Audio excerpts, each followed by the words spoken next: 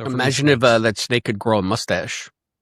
Oh, if there was really a hell, that's what it would be. A pit full of snakes with mustaches. Treksploration. Hello and welcome back to Treksploration. I'm Albie. And I'm Chris. And I'm John. Yay, we got John back. How you doing, John? I'm doing well. Hi, guys. John. Nice to see you. Yeah. I know I've missed a few. Some of them I just didn't know about, and that's fine. but some of them, I said in the chat, if we're watching something and then talking about it, I'm always down. But if we're talking about something that's like a general Trek knowledge, I may or may not be there because I may or may not know it. Or if we're talking about like, news and speculation about stuff, I might skip those too because those are, I don't want to get spoiled on stuff. Yeah, it's weird. I text you. I'm like, do you want to review the best vacuum cleaner of 2026 with us? And you're like, not really. I try to be honest. Today, we are kind of honoring one of our colleagues, our friend Steve. You might know him, Stephen Colbert. He's going out with the final late show. And one of the things he does is a Colbert Questionnaire to get to know people. And I figured it'd be a fun little thing. I'm sure you read the thumbnail and the title. We're doing the Colbert Questionnaire today. So we're going to ask questions. Now, have you guys been prepped on these questions? Sort of, kind of. I've seen him do it before, so okay. I can That's remember. Where I'm at. I can remember some of them, but I don't know all of them. You just explained it, and I still don't really know what we're doing. Perfect. I'm just going to ask you a question. Why are we doing this, Albie? Can you explain to the viewers at home? Well, Stephen Colbert. Is there special significance? Stephen Colbert's final show this week, and on CBS, he was kind of pushed out for reasons, and we just want to support our fellow, broadcasters, our media people, and we thought, what better way than to take the Colbert Questionnaire ourselves, which is 15 questions designed to get to know you better, because nobody can truly be known unless you answer these 15 questions. So are you guys ready to be known? Sure. It depends on the questions, I guess. All right. The first one's pretty simple. We're going to go through all 15, and then we're going to go around the three of us and answer the questions. Probably the order will be Chris, then John, then me, if that sounds good. Sure. And okay. This first one's pretty simple, but it's an important question. I think we've answered it before, but it bears repeating for the record. So we're going to start with this, and basically answer the question and a little bit of explanation as to why afterwards. How's that sound? Sounds good. And as always, it's always open for discussion, the three of us, All right, so question number 1, Christopher D. Philippus. What is the best sandwich? Wow, the best sandwich. Now, I'm going to go with like lunch meat kind of deal, like, because you could maybe say a hamburger and that would have some validity, but because it's between two, I don't consider a hamburger a sandwich. I consider a hamburger. And my favorite sandwich currently, wow, I'm tied. I'm tied between two, Albie. A Reuben sandwich with the sauerkraut and the Swiss cheese and the Russian dressing on rye bread, grilled. Or there's this sandwich that I get up in Schenectady, and I've had it recreated here, but it's not like popular down here on Long Island. It's called a Rachel. Ooh, and I've I eaten love a lot of me a Rachels turkey in my sandwich. life. Like turkey sandwich. Yeah, I heard that about you. Turkey sandwich is usually my go-to, but this is like a grilled turkey sandwich with American or cheddar cheese, or you could do any cheese and coleslaw. Really? And that's been one of my go-tos too. So, if I had to choose now at this moment in my life, I'm going to say the Rachel because I can't get it as often. So the Rachel sandwich is I feel you, mine. brother. And my again, it also my default is turkey, a turkey sandwich. So yeah, so that's what I'm going with. Nice, I like that. What do you think about that, John? See, he's got me thinking because It's a deceptively difficult question because I thought the same thing. It's like, oh, I love a good burger. Good burger is simple, lots of variety. I do think of it as a sandwich, but I also get that I also get why you wouldn't. It's so good, it's like surpassed that category, right? Well, it's like its own kind of its own. thing, and I was thinking Yeah. like grilled cheese also, A good which grilled is a cheese, man. sandwich, but like would I get like if someone told me I could have a sandwich as my last meal, would I get a grilled cheese? Like no, like it's comfort food, but it's not like super special. But I love it, but it's not super special. So I guess my go-to sandwich for a long time was actually a turkey sandwich from Subway. Like I would get one for lunch most every day. Italian bread, toasted. You know what? I'm gonna go with that. Because I can't tell you the last time I had it because I don't really eat at Subway anymore. But it always hit the spot. So turkey, sliced cheese, toasted, Italian bread. This is gonna sound crazy. Baby spinach, pizza sauce. Really? You can do that. Salt, pepper, seasonings, pickles sometimes.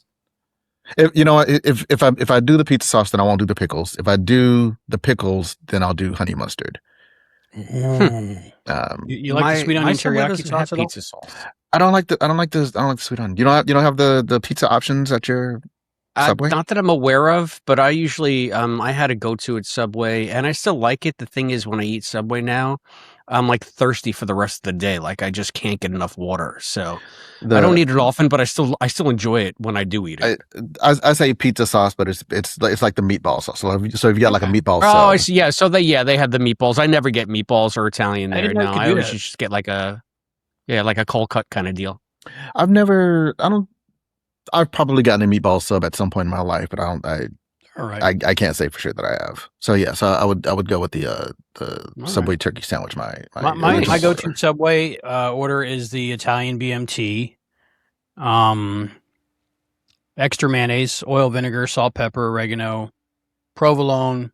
Sometimes toasted, sometimes not. Usually, if they do the buy one get one free, I'll take one toasted now and a cold one for later that night. But that works. Yeah, crafty. Onions. I don't think I've ever had mayonnaise and oil and vinegar. It's usually an either or thing for me. You can tell by looking at you. You're svelte. I get everything on there. I like the fresh vegetables though. Sometimes I'll do it like everything. Just not too many hot peppers, but everything on it. That's great too. What is the best sandwich? It's the default answer I'm going to say is what I've said a lot on this show is Cat's Delicatessen, the sandwich we had that day, Chris. You were there for me to experience that with me. You held my hand through it. Yeah, but I feel like that was an experience, but I've only had one in my life. Yeah. So I don't know my best sandwich. Turkey seems to be a thing. My favorite sub again is the Italian. Everywhere I go, I try the Italian, and I usually love it. But a good sandwich that I really crave here and there is that Country Club Melt or that Super Bird. The turkey, bacon, tomato, Thousand Island on grilled sourdough melt sandwich. It's just really good, especially like 3 a.m. So we're 3 for 3 for turkey. What does that say about us? I mean, we're jive turkeys. We like the flavor and the health. I'm gonna give an honorable mention to the chicken sandwich from Chick-fil-A. I don't go there. I don't either for reasons, but the sandwich, in terms of flavor, it is among the best. In terms of the Popeyes implications, chicken not so sandwich much. Was pretty good. The Popeyes chicken sandwich, which is just the fried chicken breast and the pickles, I think. And I don't think sauce. I've ever had it. There's a Popeyes down the street from me. But okay. Now are we going into burger territory here because it's more like fast food offering, and we're thinking we've strayed out of like lunch per se, right? Got to go with the classic. I mean, because if you're going to go for like an Italian amazing sandwich, You can do like a chicken cutlet with American cheese and mayonnaise on a roll. That's amazing too. Nice and hot and melted. So I think we came to a consensus. Sandwiches are good. We appreciate we like sandwiches. Question number 2, Chris. I'll go John Sure. first one, just to surprise him. Okay. Number 2, what's one thing you own that you should really throw out? I am not a neat freak at all. I like a tidy thing. Like if I were to move this camera around the room, you'd be like, "No, John, you are really not a neat freak."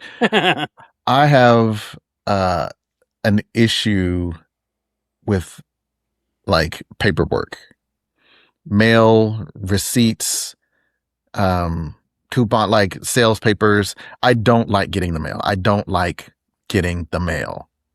It irks me. It stresses me out. I know I have to get it because the mailbox will fill up, and and occasionally there's important things in there. But most of I feel guilty. I feel guilty getting it. I feel guilty not getting it. So I'll go to the mailbox, and if it's an offer for whatever, if it's clearly junk mail, I'll trash it. If it's something that's junk mail, but maybe I'll use it, or maybe it's important, I'll put it on the table and okay, I'll get to it later.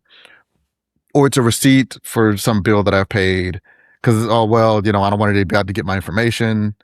I'll and I don't have a shredder, but I'll black it out. I'll do it later, and I always forget to do it. So I have mail. I have crap.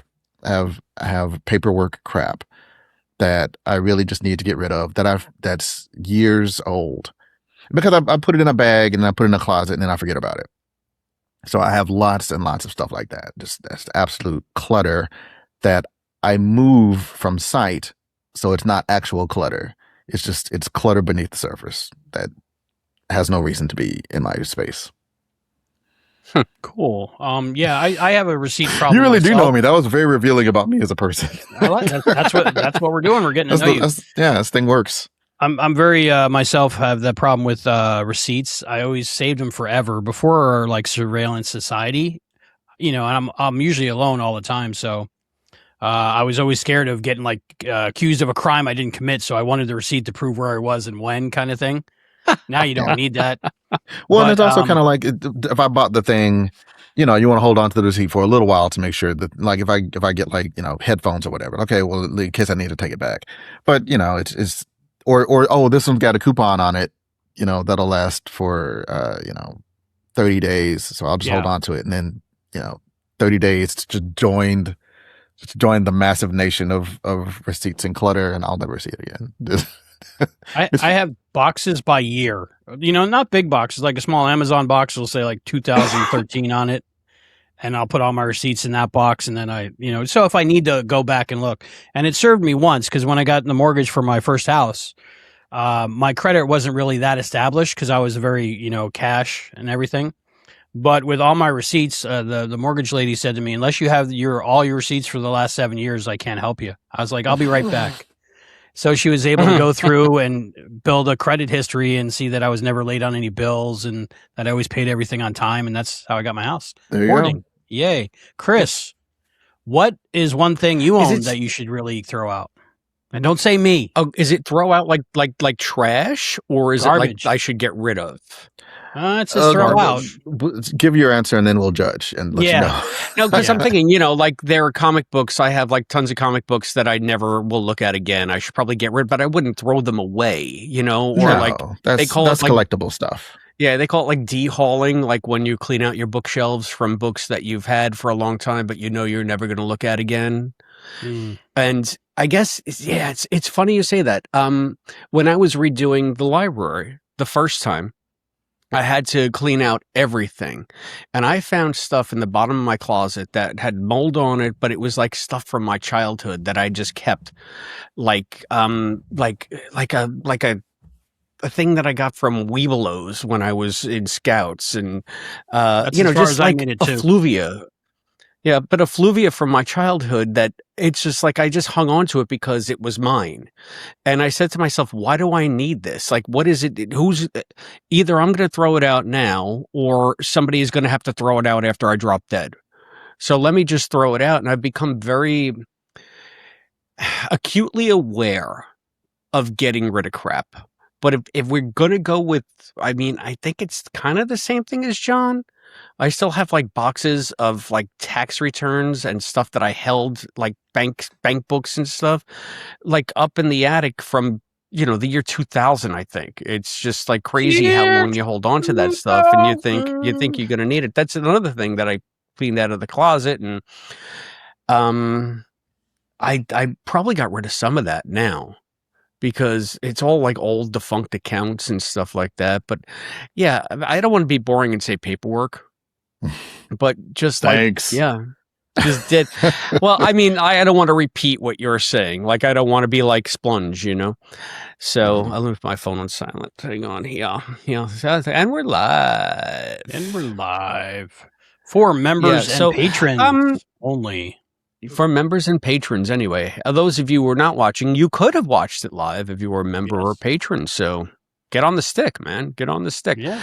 Yeah, I would have to say that, like, to throw out, there's plenty of stuff that I can get rid of, but I wouldn't toss it. I'd give it away. I'd give it to Savers or whatever. I'd go to Goodwill. But yeah, it would just be old paperwork. And my wife is notorious for this. She keeps piles of papers. Like, she's got stuff that she just went to graduate school. So she's got like papers out in the garage, like a stack this high of like her old study guides and test stuff. And it's like, can I throw out somebody else's stuff? Because that's what I would really throw away. Because it's taking up valuable shelf space. And and there's a ton of like old crap that she's got in one of the storage cabinets in the garage, that like old candles and like candle holders, and like it's just like garbage. Like, if we were having a garage sale, I would just give it away. So to me, it's garbage. Which is a great How idea. about you? What would you throw out? They can't give you a ticket if you're not selling it. As long as you're giving it away, have a garage sale. There you go. That's what I tell Laura. You know, the spring is sprung. Yeah, we're not going to do a garage sale. We're going to do a garage take. Just come and take this exactly. crap. You put it out in the driveway and say free. People do it.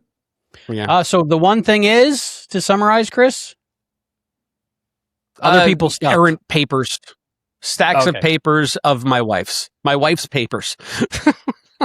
That's what I would throw out. For me, to narrow it down to one thing, I don't know. I like, for me, like, most of the stuff I own needs to go. I have way too much. I've amassed this crazy amount of things to enjoy later in life, and whatever that mythical time frame was that I thought there was going to be a time where I could enjoy my things, it's already passed. So somewhere in there, I missed it, and now I got to get rid of all the stuff that I was saving for an established life, maybe. Let's say. Okay, I need clarification. Don't you enjoy your things? Do you mean like your movies and stuff? Like, don't you like your collections? Not those, but just like things. Like, I got, when I moved to the space station, I guess 3 years ago now or so, I still have books. I still have toys, action figures. I still have my huge waterbed, my California King waterbed that lights up and does all kinds of cool stuff. It's still just in a pile. I can't establish my life the way I wanted it, but now it's getting too late and it's time for that. What is it called? Scandinavian death cleaning, or is it Norwegian death cleaning? It's a tradition in one of those cool countries that I want to go to and live and stay and request asylum. Where you're responsible for cleaning all your stuff from your life before, it gets passed on to the next generation. So I think I need to start that soon. So the one thing I think I need to get rid of is everything. No. Almost everything. I think that you need to prioritize. I honestly think you see something that is like a collectible. You need to be more discerning. You're very indiscriminate and you'll just pick up anything. Yes. But, that's how I got most of my dates. So, question number 3. Albie's like, moving on. We're not going to psychoanalyze me. Shut up, asshole. Yeah, I kind of hoard, but I hoard cool stuff. Right, that's what I'm saying. Like, you're like, I'm supposed to enjoy this, but I'm not enjoying it. I'm like, well, no, that you bought a toy and you enjoy the toy. Yeah, that's what it's for. So I'm not sure what. I guess I'm like, the waterbed makes sense. You know, the waterbed is not being used for its purpose. yeah. So that I get. Brown chicken, brown cow. But Probably, but you got movies and you watch the movies, and you got a big TV and you watch the big TV. So like that's true. So I wouldn't, like, you're like, I've got all this wasted stuff. Like, no, the stuff's doing what it's supposed to do. Yeah, maybe I agree with Chris. You get a bunch of stuff, but like, you do use the stuff that you get. I'm sad that most of it is in boxes and not on display the way I want it. I think well, I mean, do you even so have the thing you need to give it over is the boxes boxes it, or? to free the stuff? I just don't have enough space right now. The space station's small compared to what I thought I would eventually have one day. So I think I just overdid it, maybe. So yes, more can. Well, yeah. The one thing I'll throw away is my Star Trek's empty cereal boxes. How's that? Yeah, that you're sure. a hoarder. Yeah. Okay. Well, I can get rid of those. Albie will allow it. Yeah. Thank you, Chris. What's the scariest animal? Wow, I'm going to say the dreaded brown recluse spider. Oh, or is that an insect? It's an animal. That's an And animal. it's not an insect. That or what's the parasitic wasp? That or is it a worm that takes over the wasp and controls it? I think that's pretty scary too. Oh, the zombie thing, one. the zombie. Yeah, that's a good one. Moth. Yeah, and a seti eel. I have 3. Oh yeah, yeah. It killed my lovely wife in a cave. I was there. She was pregnant, you know, naked. no one told her to go into a hot spring in a cave. Yeah, on a strange planet. Thinking? What was she thinking? Right? Yes. John Arns, what's the scariest animal? Well, you know, the obvious dork answer is man. Right. And the obvious That's a very popular answer. The scientifically accurate answer is the mosquito, because it spreads disease. That is the other popular answer. But I'm not really scared of mosquitoes. I think right. I should be more scared of spiders than I am. But you know, if I see a spider, and unless it's huge or frightening looking, I'm like, yeah, I can take this thing, and I'll kill a spider typically. Oh, you know what? Tick. Yeah. It's like all those things roll up in one, and like if a mosquito bites you, you'll feel the mosquito bite. Ticks are smaller. You'll just be walking through the park, mind your own business. You get bit by a tick, and the next thing you know, like you're like it's really bad. Yeah. You know, unless you notice it. So stuff that like is a good, like a bear. I guess if we're going fictional animals, I'll go with the bears Gamork, are real, John. the Gamork from oh, okay. the Neverending Story. If Chris gets the city yield, I'll go with the Gamork. Yeah, I'm gonna say a tick. Ticks are okay. Yeah, tick's a good answer. That's I haven't heard that one before, but it makes more sense. Yeah, tick ruined my life, but it also gave me my life. So, you know, but scariest, yeah, it's weird because like the mosquito, it's the one that kills more humans than any other animal. But when we get bit by one, we're just like, oh, that sucks, and we keep moving. You know, more than half of the human deaths in all of human history can be attributed to mosquitoes. Yeah, I heard that. I think on Radiolab, I heard that. Yeah, but and yet it's not scary for some reason. It's not scary because they're small and easily killable. I'm not particularly afraid of spiders either. When I went to Missouri, everyone said, watch out for the brown recluse. I'd never even heard of it before, but apparently it bites you and your skin sloughs off and you die. So, oh, wow. Yeah, that's something to be scared of. Yeah. My scariest animal, snakes. Don't care if they're venomous or not.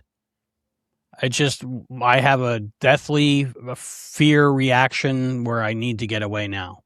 Even if they're behind glass in a zoo, in a pet store, can't do it. They're lizards without legs. You put legs on them, I'm fine. No legs, I can't do it. So imagine if that snake could grow a mustache. Oh, if there was really a hell, that's what it would be. A pit full of snakes with mustaches, and just women judging me and telling me I'm not good enough. How are you with That would be my hell. beards? Beards, I don't mind. Beards are okay. As long as you got something else around the mustache, you're fine. Even if you have a little patch down here, you're fine. But just the mustache by itself, can't do it. All right. Okay. Question number 5. We're almost a third of the way through, guys. Okay. No, this is 4. I was wrong. Okay. Question number 4. We'll go with Johnny first. Don't call me Johnny. Apples or oranges? I enjoy both. I guess if it's an either or, I go through phases. Right now, I'm in an orange phase. Nice. I eat an orange because my job, there's like a pantry and they have like various foods and fruits, and apples and oranges are both usually available. So at your job, there's apples and oranges? Yes, you can compare If both I the send you apples my and resume, oranges. can you pass it along? Sure. Thanks. We don't do what you do, but yes, I'll let them know. Wasn't it time somebody did what I did there? If you think about it. Yeah. Are you willing to commute? Well, it'd have to be remote and on my days schedule. Four out of the 5 days I nap a week. often. Okay. Yeah. I'll see what I can do. So you went with what? I'm going with oranges. Like and part of me trying to eat healthier for the past probably month or so. I've had at least one orange a day. Like it's a good snack. It's your juice fill. It's full. Yeah, I'm going orange. Okay. And you get the tactile activity of the peeling also. Yeah, you get your orange in a nice single peel. It's like a victory. Feels good. Wow, that's a good day when that happens. Yeah. Chris, apples or oranges? Same with eggs. You get the shell off and it's all still together. It's a win. But it's not a fruit. No. Apples or oranges? That's an easy one for me. Well, there's anything. There's not much better than. Plenty of things equal to, but not much better than like a nice, cold, juicy orange that's sweet and delicious, and it's running down your chin. I love it. However, oranges are oranges. Like you get the one type. Apples have a lot of different varieties, and as someone who likes to cook, apples are much more versatile in many different types of dishes as opposed to an orange. So you can do more with an apple.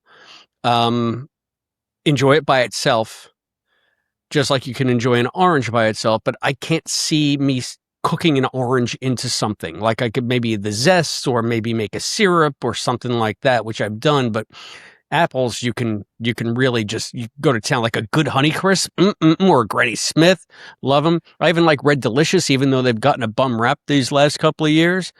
So as long as it's not like a Macintosh or like a mealy, like I don't like it when you bite into an apple and it's like somebody already chewed it and spit it back into the skin and somehow sewed the skin back up. Yes. Maybe it's a Hannibal Lecter apple, but I like it when the flesh is very like tight and you get that bite. I don't like it when you bite into it and it's just like, bleh, like what happened? Yeah. But you can still cook with apples like that. So, and juice, apple juice. I love apple juice, apple cider. Yeah, apple cider, yeah. So orange juice, heartburn all day. Heartburn all day. I like drinking Chris. They were drinking mimosas on Mother's Day at my sister's house. And they're like, do you want a mimosa? I'm like, no, orange juice, heartburn, champagne, gas. I'll be gassy on heartburn all day. It's the worst possible drink ever. How about you, Al? Linda just joined us. Hi, Linda. Welcome. Hi, Linda. Hi, Linda.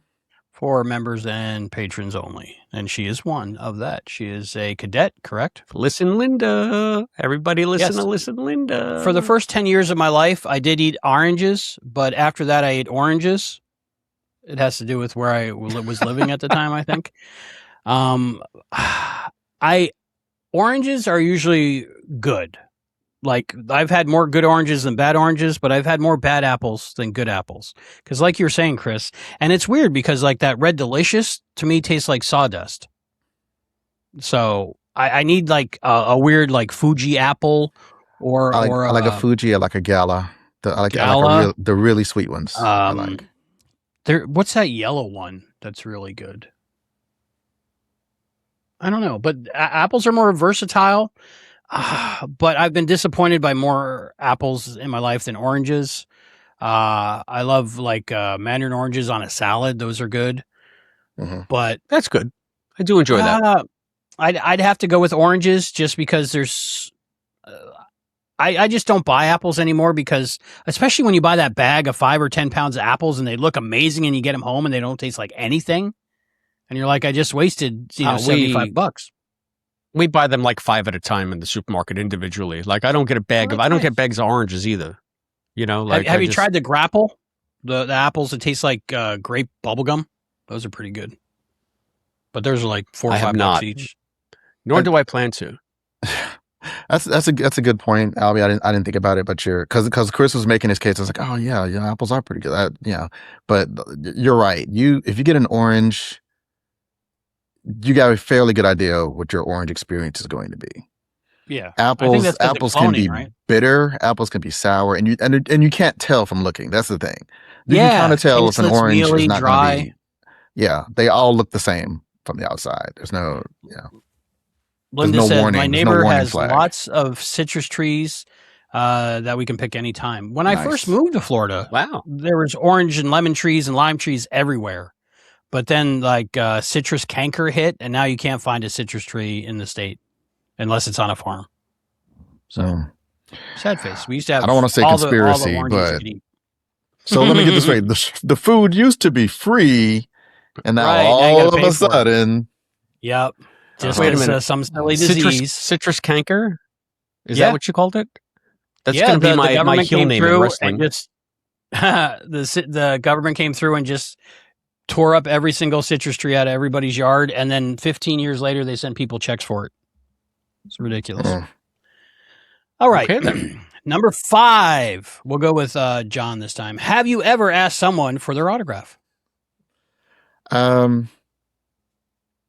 I have gotten people's that I've paid for. I haven't met a celebrity on the street and asked for their autograph. I don't think I've ever met a celebrity on the street and asked for their selfie. Like I might strike up a quick conversation, but if I've ever got an autograph, it was just because I was at a con and I paid for it. Most notably, Will Wheaton.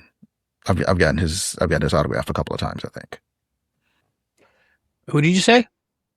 Will Wheaton. Oh, Will yeah, that's Wheaton. Will Wheaton. Will yes. Wesley Wheaton. Were you ever a kid and you got like an autograph from somebody, just like with a pen and paper? No. Okay. No. It wasn't like for me, but we've been to Disneyland. I've gotten like Mickey's and Goofy's autographs, like for my kids. Those are the best autographs, aren't asked on their behalf. Aren't they? It's like they practice it or something. Yeah. Doc McStuffins. I believe we got Doc McStuffins' autograph. A little more. Oh, Doc McStuffins. I think we got her autograph like 3 or 4 times. Mm-hmm. Rennie was a big Dr. McStuffins fan. She had the outfits, the stethoscope, the bag, the cart, the ambulance, the everything. Doc McStuffins is great. Yeah. Chris, have you ever asked anyone for an autograph? Yeah. I mean, the first time I was ever in a position to do it, this is before cons, before anything. When I was a teenager, I was working at a party place, and we were, if memory serves, somehow we were in Manhattan, and I was working like a private room in Madison Square Garden. Now, this is my memory. And that same day, so we had Polaroids, Polaroids with the Instamatic, like they would come out and you develop them. And yeah, so it was part of some kind of event. And it turned out that Grandpa Al Lewis was there. Oh, wow. And Robin Williams was there. That's a day. So on the same day I got pictures with Grandpa Al Lewis and with Robin Williams, and Robin Williams offered to sign it. And like my biggest story was, and then he took the picture, and then I gave him the picture, and he looked at me, and he looked at the picture, and he looked at the pen, and he said, what did he say? He said, it might rub off. It's just like, it's okay, sign it anyway. So, these are precious memories of my first autographs all at once, unbidden, right? I didn't go looking for them. It just happened to be in the same room with Robin freaking Williams and a camera and a Sharpie. So I cannot find for the life of me, when Robin Williams died, I tried to find that picture. I can't find it. I think I found the Grandpa Al Lewis one. I think it's inside my bedroom. I don't know what happened to the Robin Williams one. And my sister was there too. So she can vouch for this. But of course, Albie, I mean, I believe you. Come on. Hang on. He's wearing pants, Other folks. than that,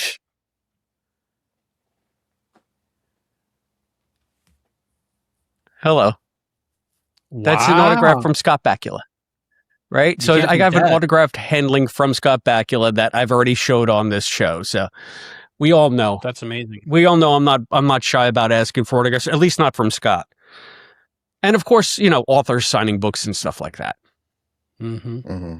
How about you? We got it. We got a note from Cadetless and Linda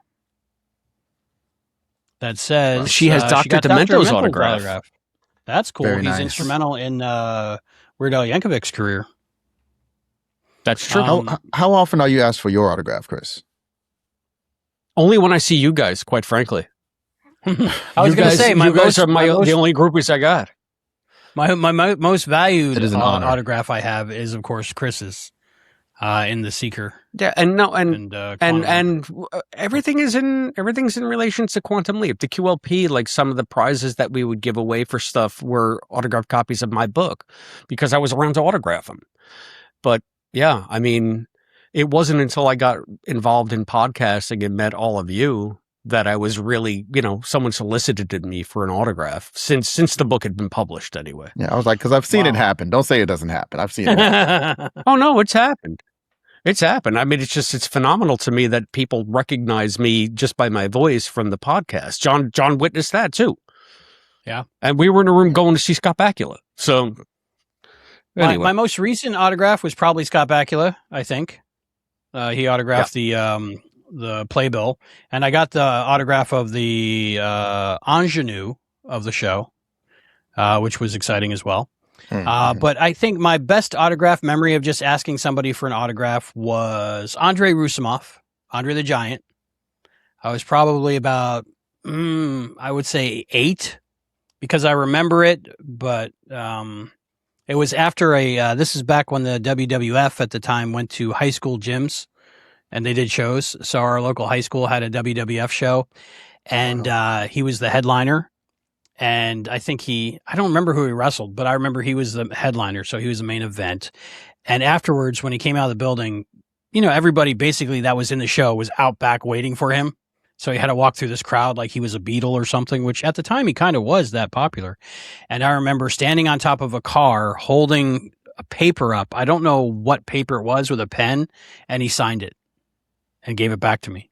But I remember seeing him thinking, that's awesome. This isn't a human. This is ridiculous, because he's twice as tall as any human I had ever seen in my life.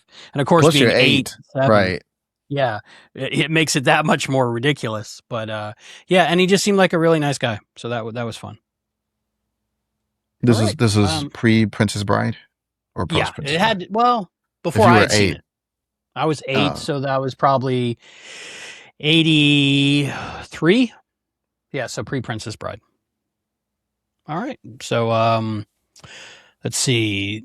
Question number 6. We'll go with Chris first. What do you think happens when we die?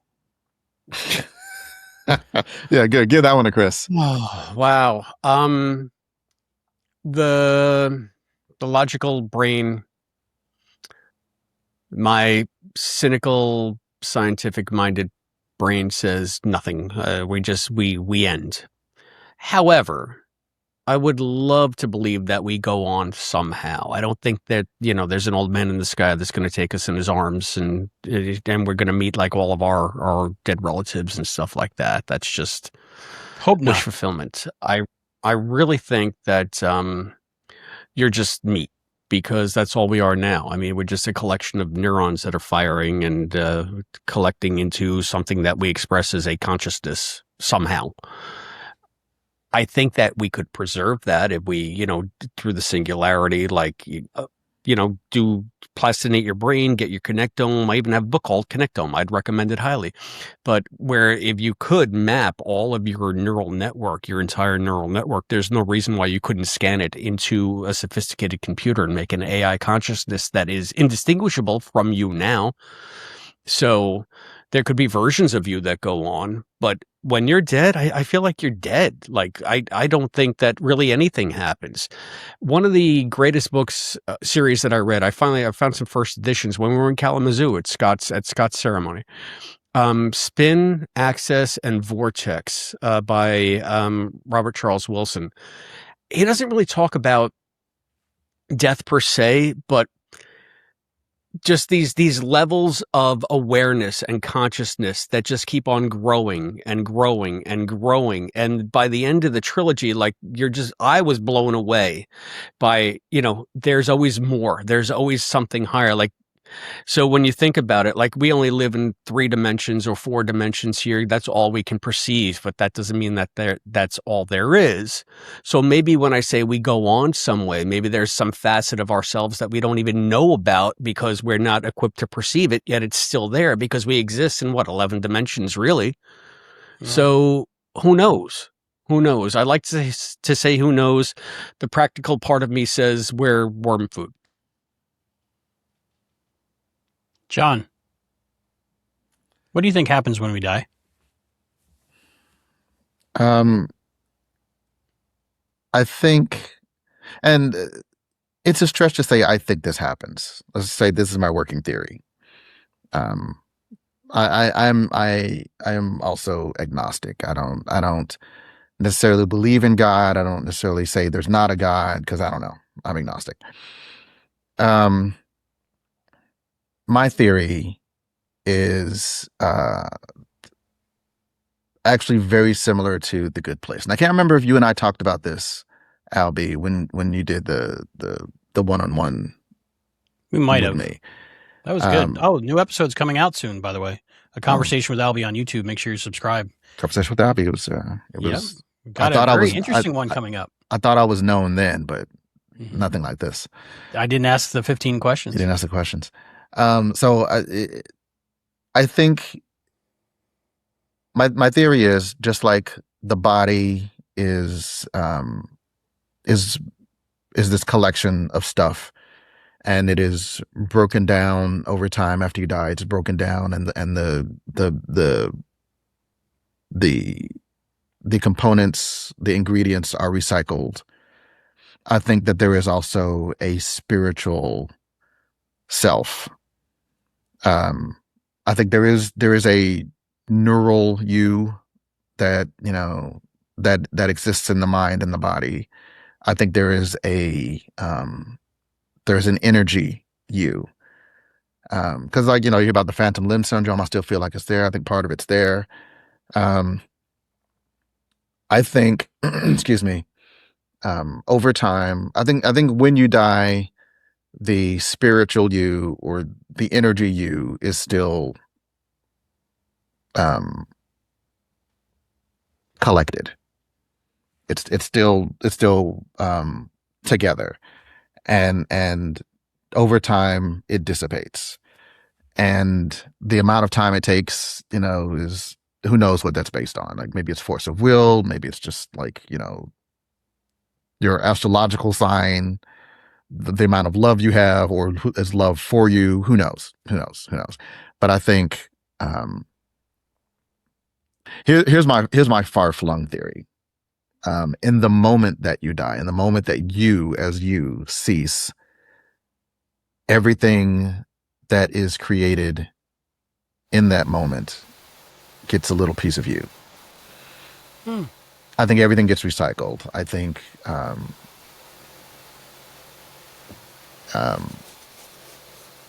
nothing's created or destroyed. Everything gets recycled. So the spiritual part of it. So again, like bringing it back to The Good Place, and I came up with this, the year my mom died in 2005. and because a lot of my family is like very religious, and like so what do you think? What do you think? And I never really thought about it, and this is what I came up with. You know, I think that for simple terminology, like the pieces of the soul get reused, and they help make new things. And fast forward to spoiler, the finale of The Good Place, and it seems that that's their idea as well. And I'd never seen that represented in media before, and I was very very gratified to see it. I don't know if it's right, but it fits with how I like to think the universe works. Cool. I like the idea of Andy Weir's book, The Egg, where there's like one consciousness, and it just goes through every single person that's ever lived, and experiences everyone's perspective on everything. But realistically, I think I'm much more apt to agree with Chris.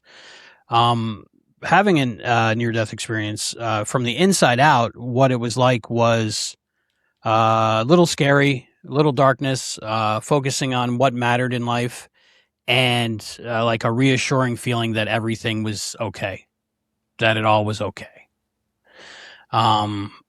What happens after the brain stops? What is the brain release? The DMT or something? So it gives you a crazy trip on the way out, something like that.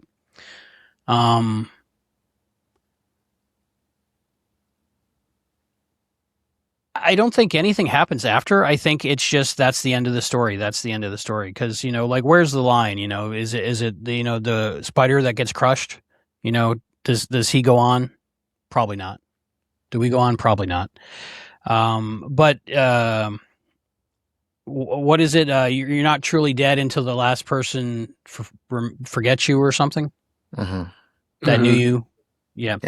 So like I carry my dad with me. Like I have no illusions that he moved on to anything else, but I carry his heart and his personality and all the time I shared with him with me.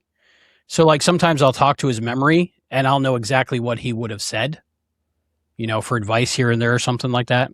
So he's still around in like a katra in my head, kind of like,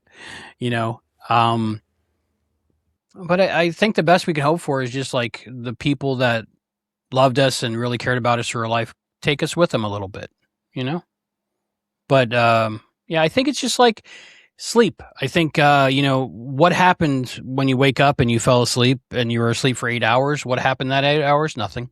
Because your brain just, you're gone and you die every night and wake up every morning. And I think just one time you don't wake up. All right, so that's halfway there. So we're going to go ahead and take a break. So you can leave these commercials playing while you get up and get a beverage and a snack and settle in for the back half of the Colbert Questionnaire. We're doing it to support our friend Stephen Colbert. Hopefully he'll be on soon. All right, so after these messages, we'll be right back. And we're back. Welcome back to Treksploration. We're doing the Colbert Questionnaire in support of our friend Stephen. He's going off the air this week. That's kind of sad. We're going to miss you, guy. But you're still welcome here anytime you want. All right, so we're going through the Colbert Questionnaire. We're about halfway through, and we're going round robin style. I think that's what they call this. Is that right, Chris? Yes. All right, so we answered some of the easy questions. Now we're going for the harder ones. All right, and joining us live is Linda in the chat. Thank you, Linda. All right. Oh, wait, those are are you telling me the leaps are going to get tougher? Yeah, they are. And I feel like you should go first on this one, Albie. Whatever it is, I don't know. Okay. Yeah, this is a tough one. Number 7, favorite action movie. Oof. Okay. That's tough. There's so many good ones.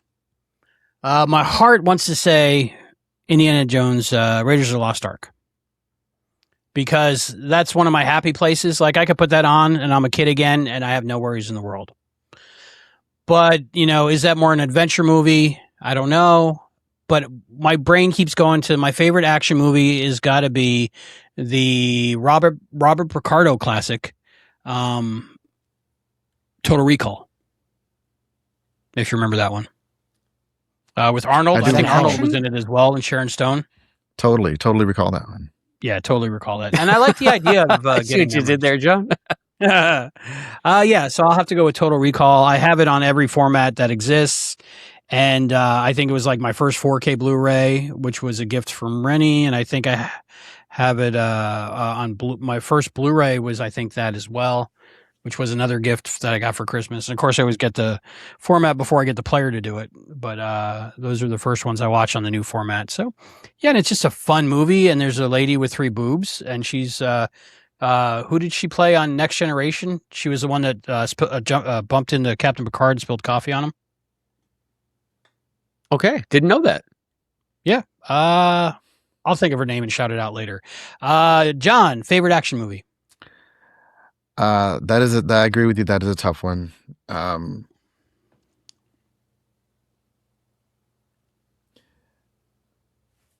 Ensign Sonia Gomez.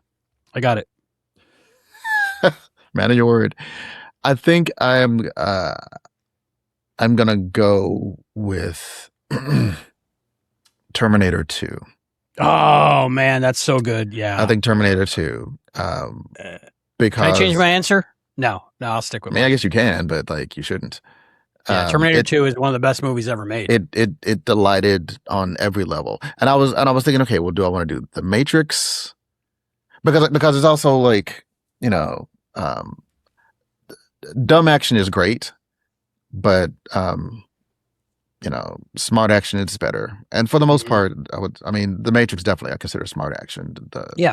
Terminator 2,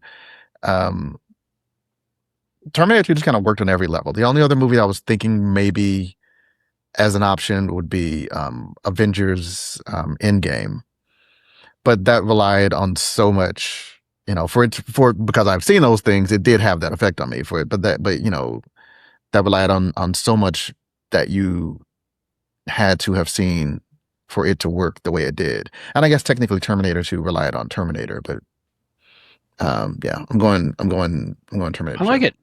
For me, Avengers was too clustery at the end. It's just not my style. It was just too much all at once. Terminator 2, you got robots, you got time travel, you got the killer soundtrack, the whole thing, and just everything about it. Okay, Chris, favorite action movie? Well, you made an honorable mention for me, but mine is Temple of Doom, not Raiders of the Lost Ark. That's my honorable, but hands down, greatest action movie ever made, Die Hard with a Vengeance. Is that 3 or 4? Samuel L. Jackson, Bruce Willis, it's the third one, and New York City. It stars New York City as well. And in my headcanon, Die Hard with a Vengeance takes place between Die Hard and Die Hard 2. Oh. I should watch them that does make it better. Yeah, I should watch them that way. So yeah, no, I love Die Hard with a Vengeance. Absolutely adore it. And I'm not a huge action movie guy, but I love that movie. I haven't seen it in forever. I would definitely rewatch that. I think I saw it in the theater and I saw it once at home, but I own it like in how many different formats? I own it more times than I've seen it. Okay, you can say that with a lot of stuff. yeah, I do hoard movies.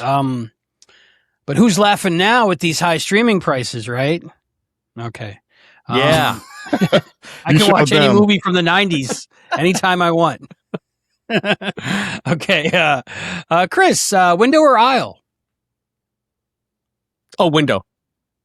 No discussion, window. Reasons? And I'm fortunate enough to be married to someone who likes aisle. Perfect. So there's never an issue. It's like olive theory. You get with the person that likes the other thing. I was thinking the olive theory. Yeah. Yep. I don't know what that is, but yeah. Marshall and Lily. One of the many relationship theories profit on How I Met Your Mother is the olive theory, which is like in every relationship there's one person who likes olives, there's one person who doesn't like olives, and that's how you know. That's part of how you know it's a good match. And they give you their olives because they don't like them. Mm-hmm. I love olives. So I'm looking for a girl that doesn't like olives, I guess. I need an olive eater because I'm not. We like different types of olives. I don't like olives. She likes black olives. And Linda says she always ends up in the middle. Whoa. We're stuck in the middle with you. Plot twist. All right. So, did you want me to spoil that? It turns out Lily does like olives. Is that right? And she was just lying about it. Nobody told you to spoil Oh, I'm it. sure that You asked I me if I watched wanted you to How I spoil Met it. Your Mother I won't spoil it from then. beginning to end, Yeah. and I didn't remember Okay. it. I won't remember it if I ever watch How I Met Your Mother. Do you remember the John, pineapple window or thing? aisle? I am once again agnostic on this. I'm ambivalent. I probably do. Actually, I'd pick the aisle. Because while I appreciate a window view, most of the time I'm sleeping during the flight, and I would rather have an ease to get up and go use the bathroom and sit down without having to step over other people, if possible. Yeah, I don't really care which seat I'm in. So yeah, so just for the sake of convenience, I'd say the aisle. Cool. Although you get bumped, that's the downside. You get bumped every now and then. So it's a very compact life. It's a very compact flight to not be not get jostled or get the cart to the knee. The carry on to the face. But I will take that chance for. But you being a very big, strong person, you probably help a lot of people with their bags and stuff too. I help the people close to me, like emotionally, just my family and friends. Everybody else can go kick rocks. You can be my emotional support, Johnny. No, yeah, of course I do. Yeah, sure. I mean, I'm not tall, but You're strong. I'm strong enough to usually help people get their stuff up in the. Yeah. If when called, I will serve. I will do the emergency the emergency aisle, whatever it is, the emergency row with the extra leg room, and you need to help people get off the plane. Do you agree to help everybody else off before you get off the plane? Sure I do. No problem. No problem. Of course. And I always forget that that's what I've agreed to. Not that it's ever come up, but like I just like, man, this is a very roomy legroom. I love these. What flight is this? I got to remember to fly these out. No, it's not because of the flight. It's because I've said that I'll help people in the case of a disaster. Happy to do it. No problem. But I always forget that's why I got extra legroom. All right. What does Linda say? Can you read that, guys? She says, late to the party. Favorite action movie, The Great Escape. Is that an action movie? I'd say yeah. Yeah, I'd say yeah. It's got action and there's a motorcycle jump and stuff, right? So it is a great escape. Action. I'll be window or aisle. I've traveled. I didn't fly until I was in my 40s, so I have very limited experience, maybe under a dozen flights total. I've had I've had the window, the aisle. I've had the first class. I've had the row where you assist people. I do like a window because I can sleep because I lean my head on the window. I'm out. If I'm traveling with Serenity, I like the seat right next to her, and give her the window and protect her from the strangers around us and stuff. I did work that row where you have the extra leg room and you're supposed to help people. And I have to say, they gave me instead of half cans of soda, they gave me full cans of sodas, so many snacks. They gave me everything there was to give somebody, So they pampered me being in there even more than when I was in the first class. It's like you've been deputized. Yeah. It's like you're part of the group or something. Yeah. So maybe they do that just in case something happens, so you do save them. I don't know. Extra half a can of soda, give it to them. But if I just had to pick window or aisle when I'm buying tickets, I'll go for a window because I try not to use a restroom on a airplane. I try to go all before I get on the plane. So I don't even pick my seat anymore, honestly. Yeah, sometimes it's cheaper not to, right? Yeah, it's always cheaper not. Well, not always, but yeah, it's the flights that I've done the past few years, every now and then they'll throw in, depending on the airline, you can choose your seat, but usually it's we'll stick you where we stick you, and for an extra $15 or $20 you can choose your seat. I don't care that much. It doesn't really matter that much, I don't think. I don't care. We're all on the same. It's like choosing your seat on the bus. Who cares? You'll get there. I think one of the pluses was, I think it was from Atlanta to San Diego. I was on an aisle seat, but there were only two seats, I think. So the person in the window was a very beautiful woman, and she slept for most of the flight on my shoulder. So there's perks in different You paid extra for that? things. I didn't, but I would have because it was nice. Sure. Okay. Number 9. Question number 9. What is your favorite smell, Chris? Oh, it's either just like outside, like spring, like cut grass or honeysuckle or forsythia. It's the mock orange, the little mock orange ones. I love that when it comes in through the kitchen window, or dryer sheets. Ooh, dryer sheets. Yeah. I had a thing for, You know Downy for a while. One thing I love when my t-shirts come out of the drawer, if they've been in the drawer for a while, you get that cedar smell. I love that smell. I love that smell. That's a good smell. That's a good smell. Okay. That's a good so I guess smell. I got 3. Okay, You know, good. The world's dryer sheets and cedar. two laundry associated ones. Yeah.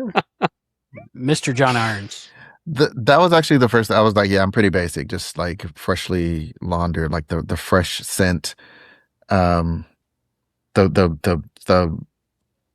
you know the linen fresh, the baby powder, the baby fresh scent deodorant. Like I like the smell of what I associate with like clean, like freshly laundered stuff, like newly clean stuff. Not like Lysol, like bleach newly clean, but you know what I'm saying? Yeah. Newly washed. And I also I was trying to think of like a food that I love the smell of. Maybe pizza. Like but I think that's, well, I guess that still counts. So that's more anticipatory. Like if I smell like if I know a good pizza's coming, like, you know, like it's all Pavlovian. Yes. so that brings a joy unto itself. But yeah, like just the smell on its own, yeah, fresh laundry.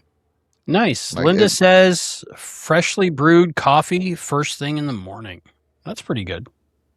You got to get up. You got to get up in the morning. For me, I think for the longest time in my life, Cabbage Patch Kids was my favorite smell. They have that like baby powder scent impregnated in them, like that Calico, at least the Calico ones, not the Xavier Roberts ones or the later ones, but they had like a baby powder scent. Probably the actual Cabbage Patch Kids. Yeah, Cabbage Patch Kids. Okay, I'm sorry, I was thinking. But then, of course, my instincts took over when I had Serenity, and the top of her head was my favorite smell, and it's imprinted on me. I'm assuming when we were like in tribes and groups, that's how we identified our kid, because I could smell the top of her head and just know it's her. So that became my favorite smell.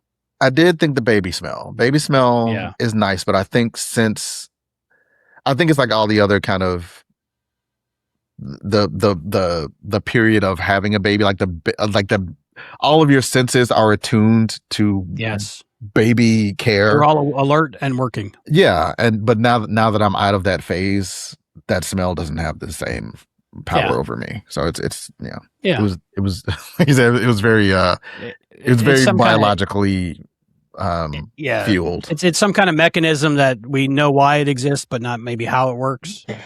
But so that's got to be mine probably. But other than that, favorite smells. Yeah, I like the fresh linen kind of thing. Cedar's good. Pine. I'm a big like Christmas pine tree smell kind of guy. Let me ask you, as manly men such as yourselves, the smells that are marketed towards men, like this, like cologne smelled like piss and leather combined. Like this, the very like acidic, very like the spicy, the Old Spice, or like the, I like a cologne. I mean, it doesn't do men like this, because I don't like most of these. Is it the cedar? The cedar is good. The cedar is good. Wood, actually, that's a really good smell. Smell of like wood or cedar and pines like smell really good. But I feel like the smells that they are marketing as these are the manly smells. I guess Well, women are what's- supposed to like what's- those, or people that like men are supposed to like those. Yeah, I mean, I have kind of a bias. My wife can't stand colognes or anything, so I never wear it. I don't have any. I don't own any, so I don't. Well, you like, have a natural scent like about you that that's I really like. good, Chris. Well, but even like the deodorant, like I would much So, but prefer yeah, like a like, baby no, fresh scent deodorant than like a Yeah, like I an mean, I Old used Spice. to. Yeah, a lot of those they're like alcohol based and they burn me, so I've never used those really either. Although I don't mind the smell. What I can't stand now is the smell of the freaking body spray, and like sometimes like servers in restaurants are just drenched in it, and it's just like, ugh. And Yeah. lately I I've like that found here that and detergents. We use Tide, and I found that Tide now smells like body spray. It's disgusting. It's just like you got to find regular scent or you're screwed. I get It's the just Febreze vile. sport scent of Tide. It's supposed to take out the greasy, nasty smells. And when I worked in a restaurant, I started using that, and it kind of worked. So I stuck with it. I think I used Got the Arm & Hammer fresh, it's like fresh Tide or like fruit clean scent or something. Like, but yeah, you know, laundry smell. Yeah. The Snuggle. I like the Snuggle laundry sheets. There you go. Yeah, So those like are dryer good. sheets, yeah. That's what Dryer sheets. Yeah. We use Bounce. I like Bounce. My favorite perfumes, I think, are white musk for women. I dig that on a woman. And there's this actually scent imposter smell called a little sexy. And it's supposed to be a imposter of a famous expensive brand that I've never smelled. But I like that smell. That really does it for me. Right now, I'm wearing cucumber Laura's melon got a body spray. perfume I So, like. Chris, you wouldn't like me. What? Laura has a perfume I like. I have no idea what it is, but I just want to know. Oh, it's that one. I like that one. That's good. Yeah. I'm wearing cucumber melon right now. Just flashback to the 90s. All right. My go-to scent for a while, I think, was CK1. Back in the day, I don't even know if they still make it. That's when you ran out of Drucken War, right? Speaking of, you got to use it. It's in moderation. I had a roommate that taught me this trick. He got women all the time, like stupid, like multiples a week, right? And I was like, "What's your secret?" He was like, "New car scent." That was his cologne, new car scent, like from the hardware store, from the auto parts store. New car scent. Women go nuts for new car scent. Don't know why. So Serenity smells like all these very expensive perfumes. So once she runs out of those, she's got to visit Dr. Laura again. I also like the smell of vanilla. Why did Laura give you perfume, kiddo?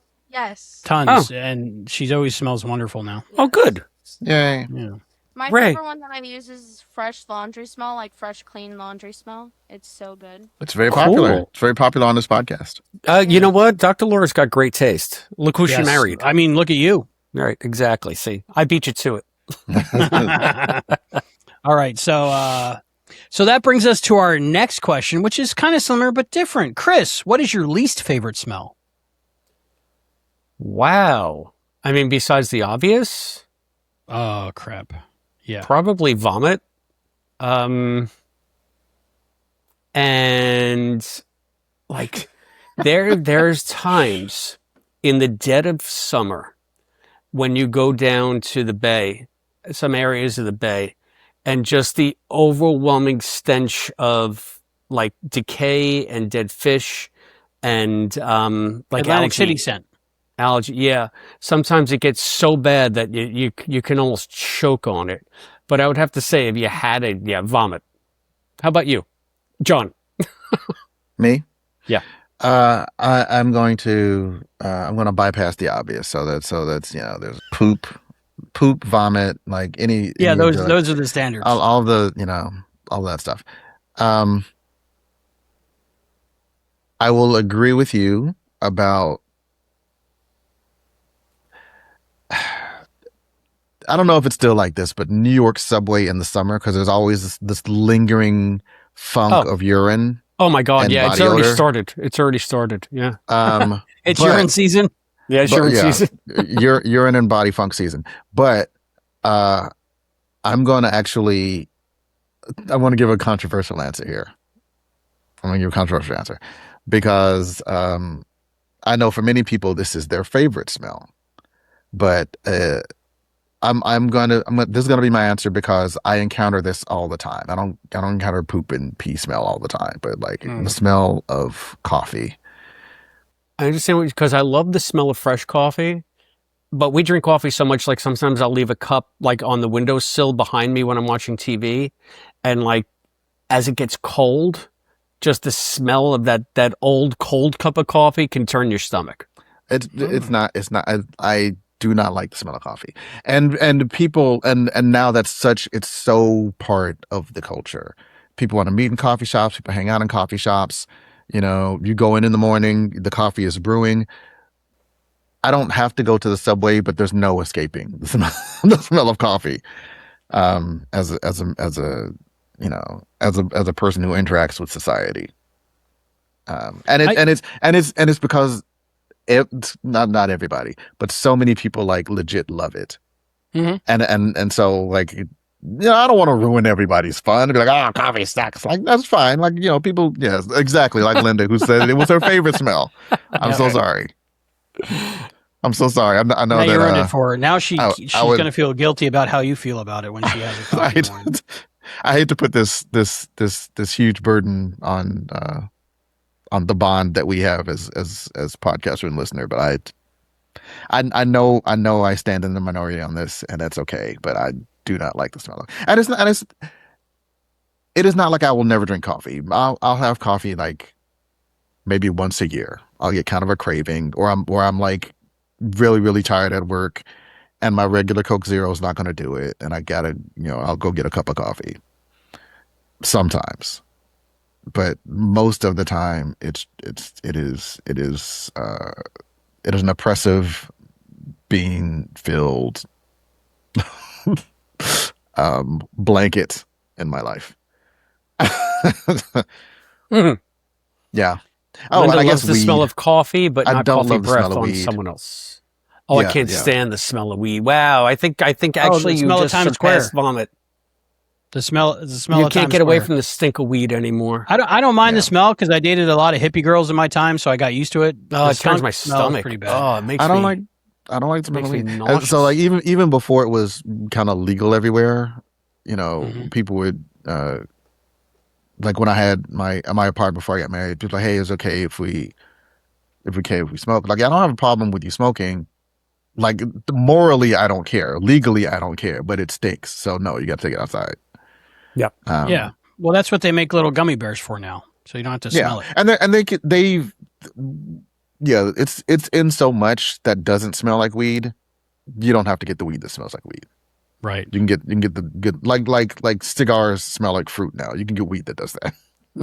Yeah. You can get cigars that smell I know like people that smoke it. yeah. You can get cigars that smell like vanilla. Again, fantastic. How about you, Albie? What's your worst smell? A runner-up, much like your like day-old coffee smell, ketchup. I love ketchup. I love the smell of ketchup. I love eating ketchup. But I don't know if you're like me, but like if I have three movie recliners in front of our movie screen, and one of them is just reserved for my dirty dishes, so I don't have to get up until I get up, and then I take it with me, Okay. But if there was ketchup on that plate, an hour later, that smell of ketchup just is nauseating for some reason. See, then I'll get up and put it in the sink. Okay. I'm gonna scold you like I scold my son. You're using too much ketchup. There shouldn't be ketchup. Yes, I am. There shouldn't be ketchup left on the plate. You got to ration it out. You should know right. how much ketchup you're going to use. I'm a grown-ass man. I should know exactly You're how much ketchup. You're a ketchup grown-ass man. Don't overdo the ketchup. It helps when you don't like ketchup. Takes all the mystery out of it. You never found those ketchup packets, Chris. I never did. I don't know if you know this story, John, but when me and Rennie stayed with Chris, we, for some reason, from some to-go order or something, we had a whole bunch of ketchup packets. Like, one of the young kids gives you ketchup and it's like 40 packs. Yeah. So we went throughout Chris's house, Chris and Dr. Lur's house, leaving ketchup packets all around the house in hidden spots. Such a wonderful inside a guest. cabinet, so nice. on top of the freezer. Yeah, honestly, we still haven't found any of them. Yep. And we like for months, me and Rennie are giggling to each other. When are we going to get that call about the ketchup? When are we going to get the call about the ketchup? And never, not once. And then like a year went by. I finally asked him about it. He's like, we never found one. What are you talking about? I was like, huh? So Linda says it's diabolical, Yeah. but maybe it wasn't as diabolical as you think. Also, we have okay. Yeah, Cleaning people clean. ladies come. We have clean. We were never home. We don't really have time to clean. So we have You're maybe the professionals, yeah. cleaning ladies found most of them and they just tossed absolutely them. took the ketchup packets away. Yeah. Yeah, they took them You home. like 14 in your kitchen alone. Yeah. And I think the worst was like about 6 packets were on top of a Tupperware. You guys kept Tupperware on top of your fridge for some reason. Oh yeah, the empty Tupperware. Yeah. Cupboard or something. So when you pull it down, it was supposed to all fall on your face. But you know not what? one You're not thing. allowed to stay here anymore. You know what's a great way to show your appreciation? Booby traps. But they're ketchup packets. Ketchup packets. They can't hurt anybody. Yeah, pocket mustard. No pocket mustard. Next keep that for time, ourselves. not that I'm on their side with this, Chris, but just next time, just adhesive googly eyes. Do the googly eyes. Oh, Stick googly that eyes and sounds stuff because good. no one's gonna clean off a googly eyes. They're gonna assume it's on That's purpose. true. Yeah, once something has eyes, it's got personality. Yeah, All right, little John, googly John, eyes. Like John, the John. what? John, you can't stay here either. I'm not gonna do it. I'm not even talking about at your place. It shouldn't be. Don't do Chris's place. Chris has already suffered, but someone else's place. And The otherwise enjoyment we got out of you can't the stay enjoyment here. we got out of the potential of him finding ketchup packets. I think we did it when you were at work and Laura was gonna take us to the train station on Something our like last that. day, Yeah, and like she was getting ready, and we just seized the moment. and my hid so God. many ketchup packets.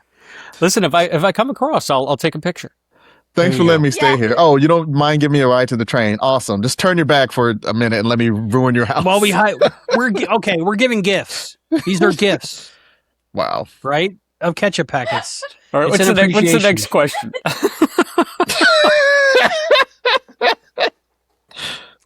Okay, Chris. Question number 11: cats or dogs?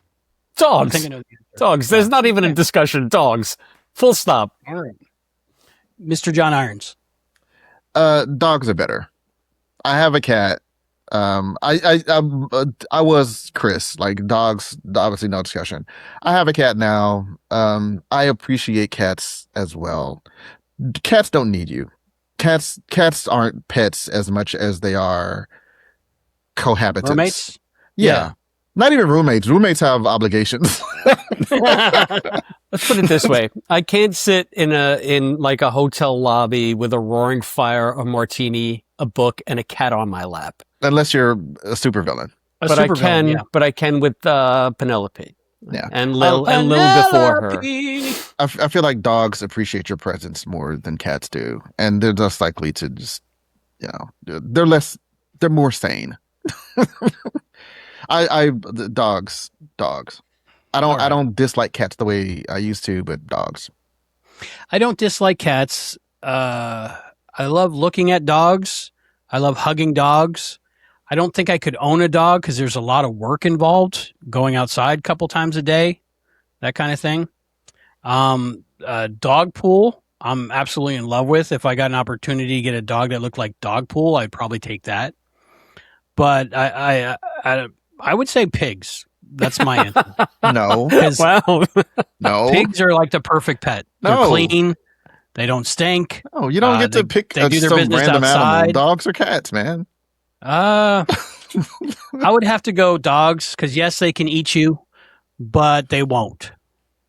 Cats will. Cats. Will. Yeah, And that's true. cats have those razor blades that they like to slice you with.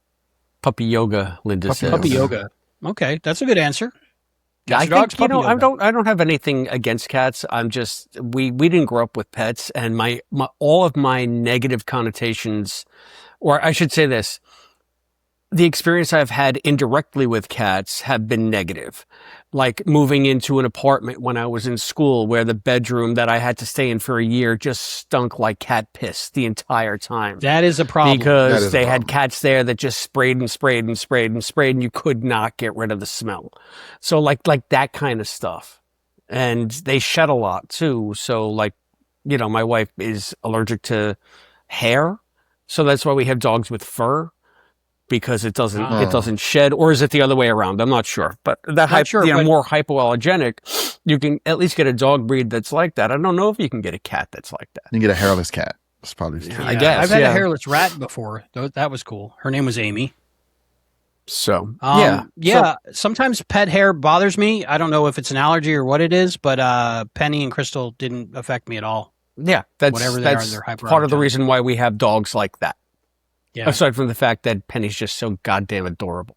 Adorable. Too cute to affect anyone. Yes, her cuteness surpasses everything. Oh, right. So I think we got a consensus there. Number 12, John. What is your favorite number?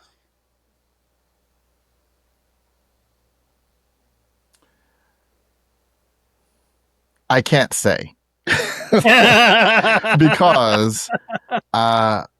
because it's my favorite number. It is part of a lot of my passwords. I got you. So I'm going many other people's too, I'm sure. I don't think so. Okay. I'm gonna let me think of a second favorite number. I like 36. Yes. That's good. 36. Like it's a little bit odd. It's a little bit even. It's old enough to be mature, but it's young enough to not be stodgy. It's rounded, which I like. It's organic. 36 is stable but fun.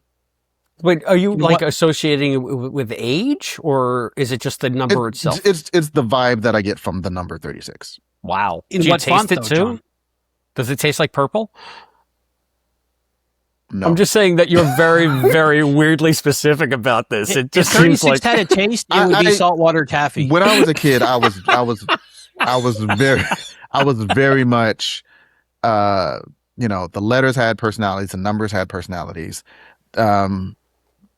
colors to a degree, not like in a synesthesia kind of way. Like I can't like taste blue, but I do feel I do get like there's like a vibe.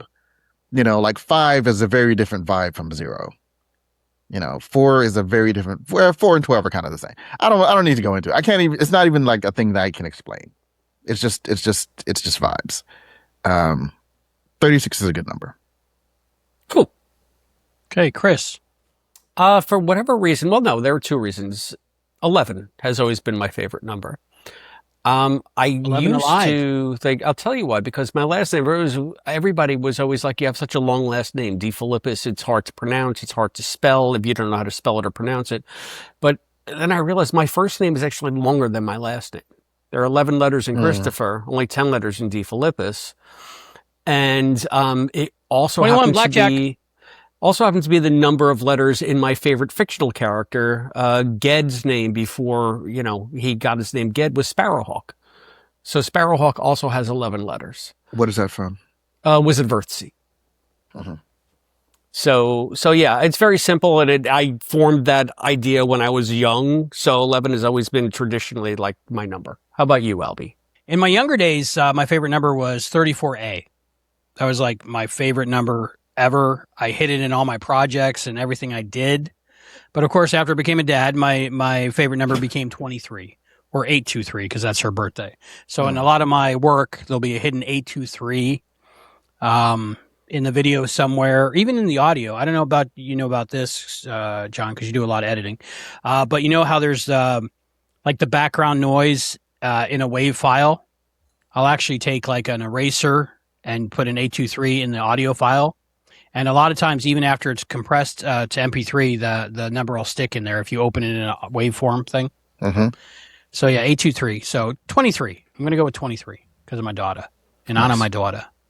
Okay, so we're on the question 13. Okay. I might have to explain this one, but I think we'll get it. You get one song to play every time you walk into a room for the rest of your life. What is it? Could be, like you're trapped on an island and there's one song. You don't have to listen to it 24/7 nonstop, but every time you go to listen to a song, it is that song. No, Chris. well, that's not what you said. You said you get one song that is like your entrance song. Right. It's not the only song that you get to hear for the rest of your life. Is this the entrance song? Is this the song that like? this is you. There's only one song left in your life, so I get every to time hear you play one a song. song, Every song you is hear this that song. Yes. Oh, I hate this question. Yeah. Yeah, my songs are very much mood based, so I gotta think about Exactly. it. Yeah. So what's going to fit every mood when you need music? I'm thinking like you landed on a desert island and you have a Zune that's solar powered, but it's only got one song. I mean, Yeah, I can't If you think had of the choice of what song that could be. I can't think of a song that I wouldn't get sick of. Yeah. You know what? I guess I'm gonna go like something classical, maybe. Yeah. Just because One of there's those there's kind of 3 highs hour and songs. lows. Oh my God, this. All right, yeah. So if you're watching the video, this is Limerick. This is Limerick the cat. Limerick just said, "I heard you like dogs better than me." Yeah, I do. Oh. This is why. This is why. There you go. And we're live. All right.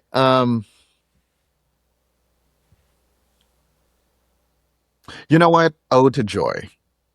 Oh, If that that's a counts good as a one. That's song. nice. That counts as That's a good one. You know, I either that or the Linus and Lucy Charlie Brown theme song. I think Ode to Joy. Okay. It goes through more emotion. Very good. I like it. Chris. Come back to me.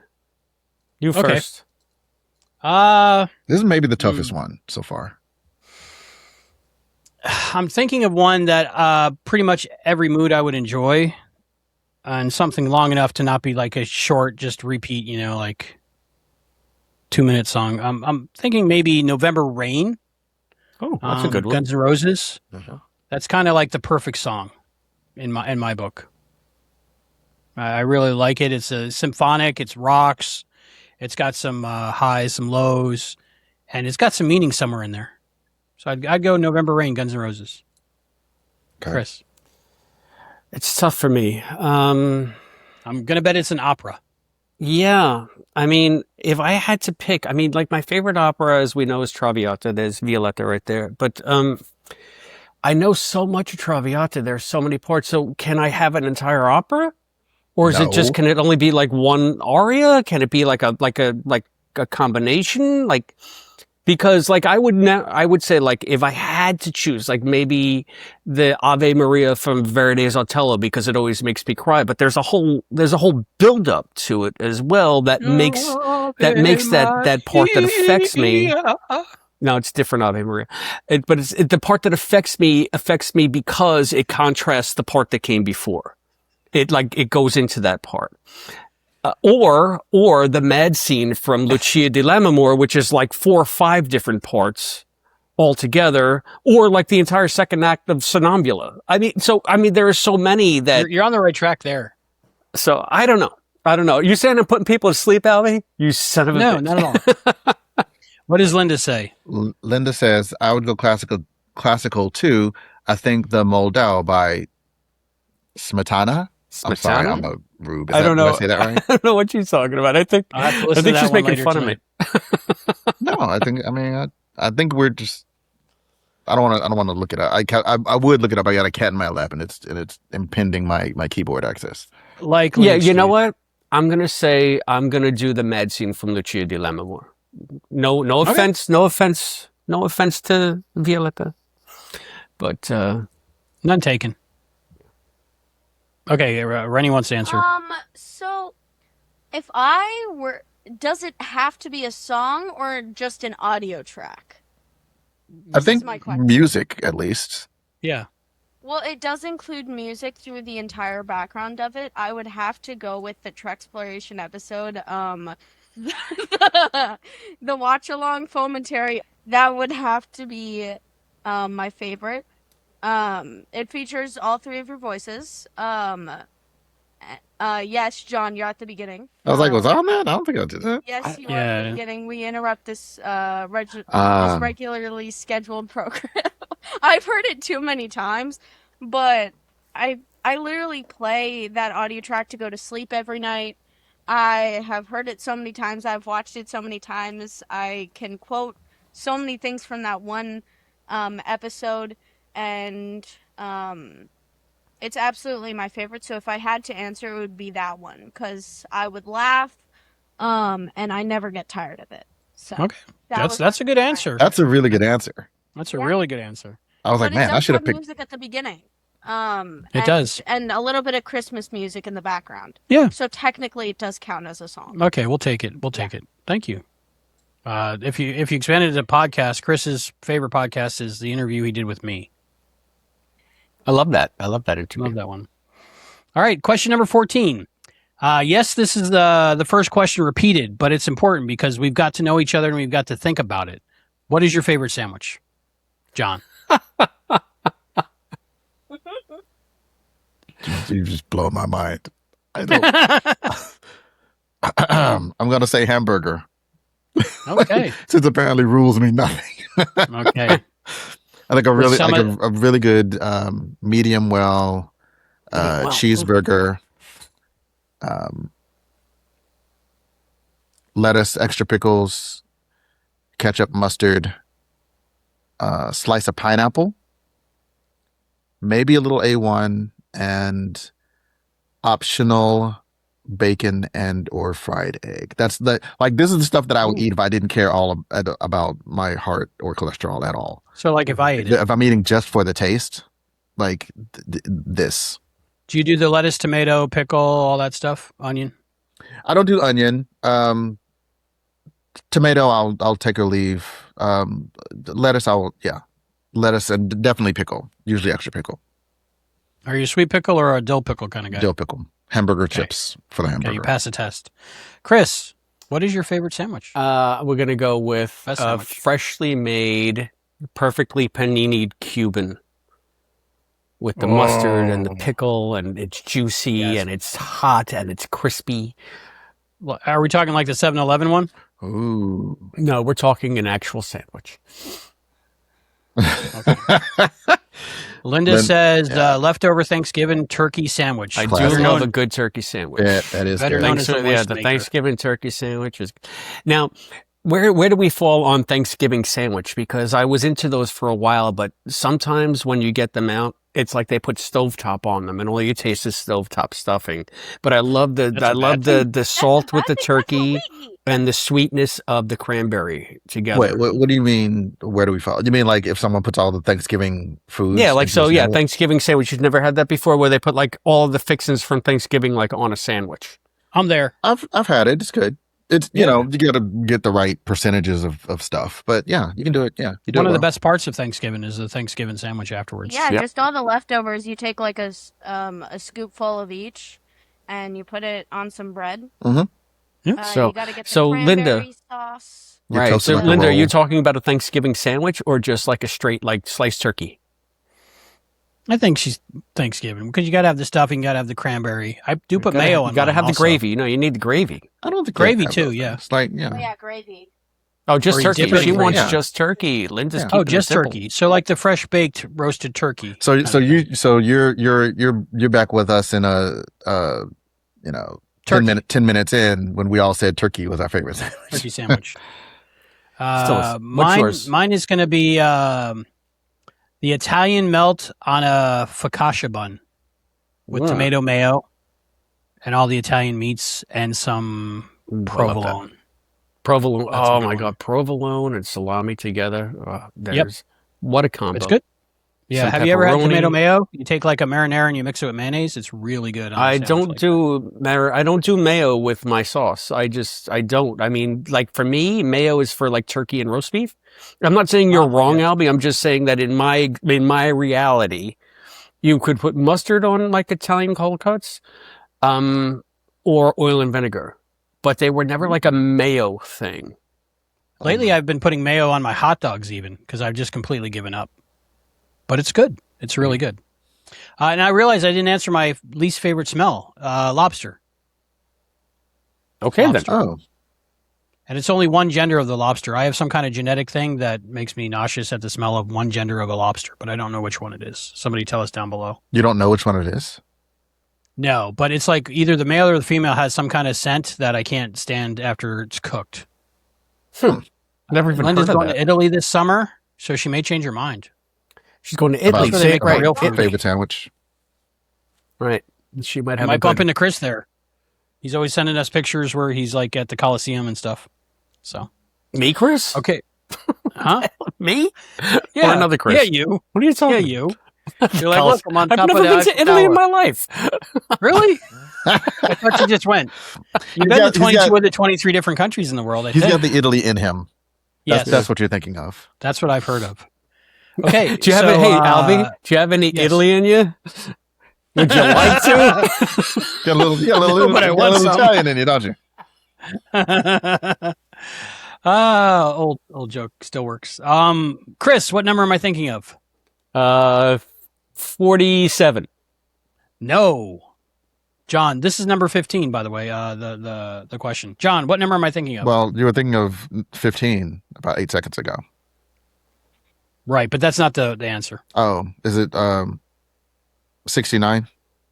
Wow, you got it. Nobody ever gets this question. Well, it's That's you. crazy. It wasn't. Get out of my brain, man. You're in my mind. It wasn't How are you reach. in there?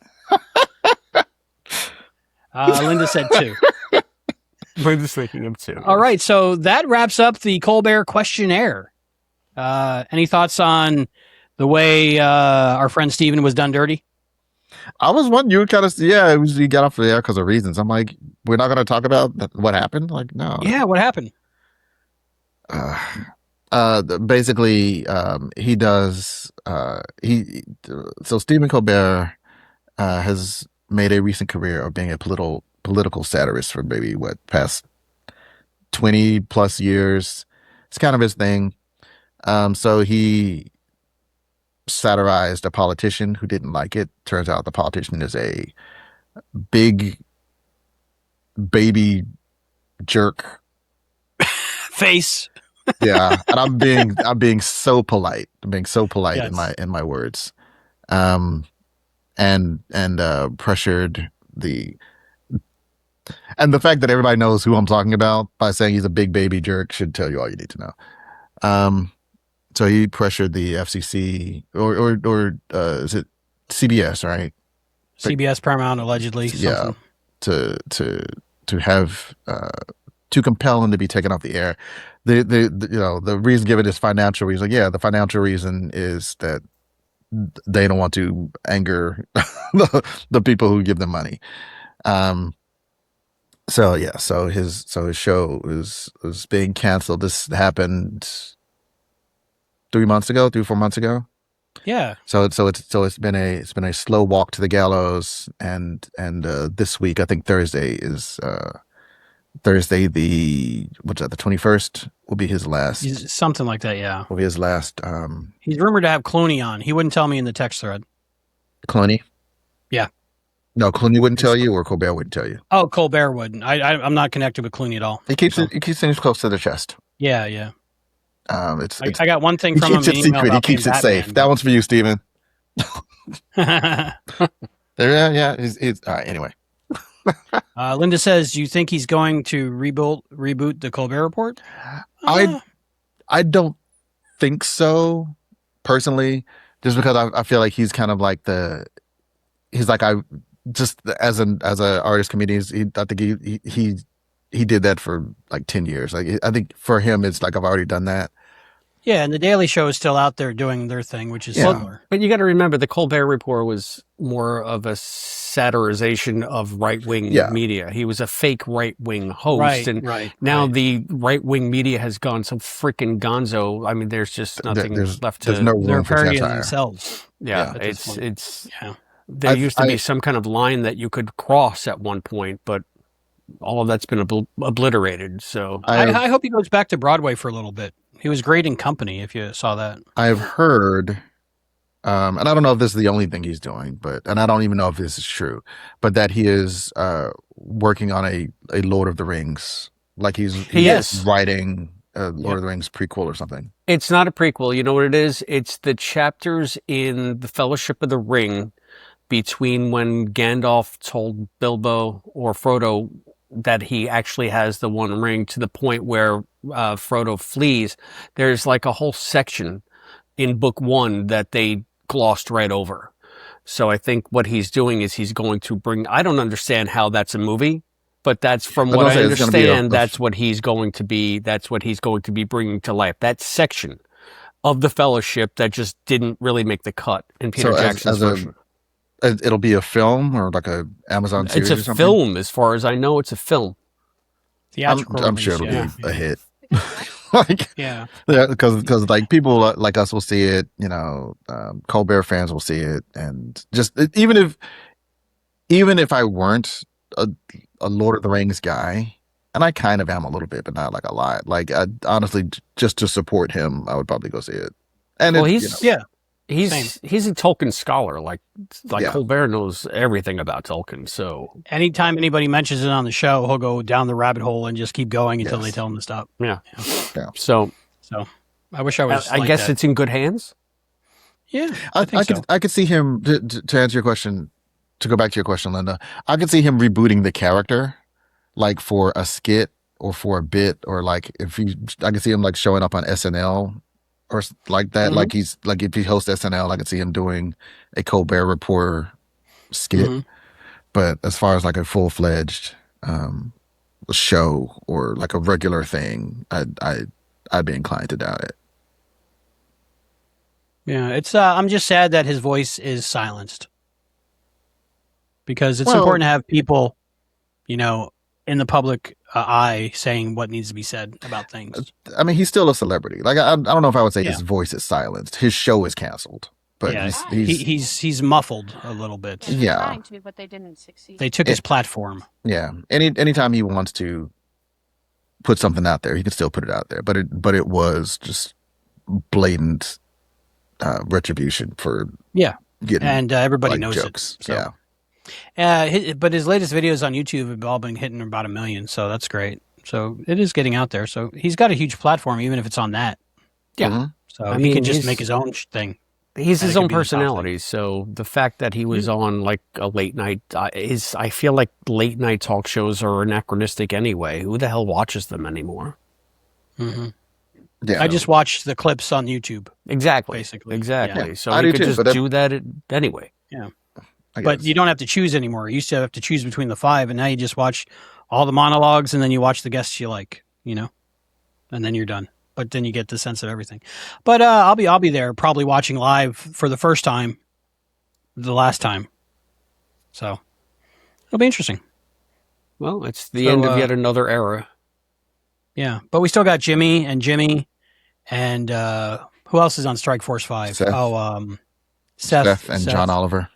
Yeah, Seth. Well, John we had Oliver is Seth's HBO brother though. on. That's not really a late night thing. Yeah, John Oliver I never got Well, into. What Well, was that, he's HBO? Strike Force Yeah. 5 is the Yeah, Strike Force the- 5. Oh, okay. I the- didn't realize five that of was them. an actual They did a thing. podcast when everyone was on strike to get donations to help pay their staffs while they're on strike. Oh, okay. Yeah, so they I all had no got idea together. what you It's were great that talking all the late night hosts are like friends. Mhm. Yeah, Seth Cool. Meyers, we interviewed his brother who plays the governor of California now on, I Newsom. think, Kimmel. Mhm. What was his name?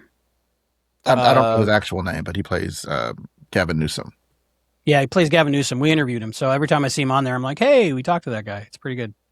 He was in the Halloween episode of the new Quantum Leap series. Yep. Chris. Yeah, I remember. Yep. I remember. Oh, Yeah. So Yep. that was great. It's hard to recognize somebody with a beard, but he looks better without the beard, I think. But I think, but that Again. you and Matt handled that one, right? I think that was a I'm not Albie sure. Matt It joint. was a while ago. Might Yeah. have been me and John. Probably not. John never does interviews with me. Nope. me? No. All right, Famous people frighten me. So, what are your answers at home to the Colbert Questionnaire? Let us know below. Go 1 through 15 and just answer them. Yeah. We want to know. We want to Yes, get to know please. you better. Let us know if any of our answers have delighted or disgusted you. I feel like I've gotten to know you two a little bit better now that we did this. So thank you.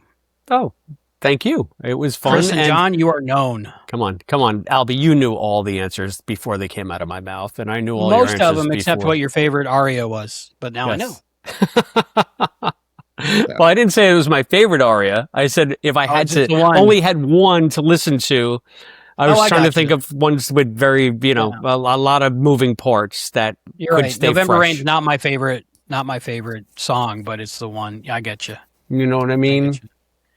All So right, it's the one that I think uh, has the most mileage. All right. Thank you again, John, for joining us. We got good reviews coming up, so hopefully you'll join us for those soon. Certainly. Yeah. And that's going to come out soon. And then be on the lookout. We did another watch along for Star Trek Voyager episode 3 or 4, however you look at it, for Time and Again. So I know one of our crew is very excited about that. And that should be upcoming soon. And we have this. And, of course, we have Russell Trek coming up with Matt and Steve joining me again for the next WWE pay-per-view.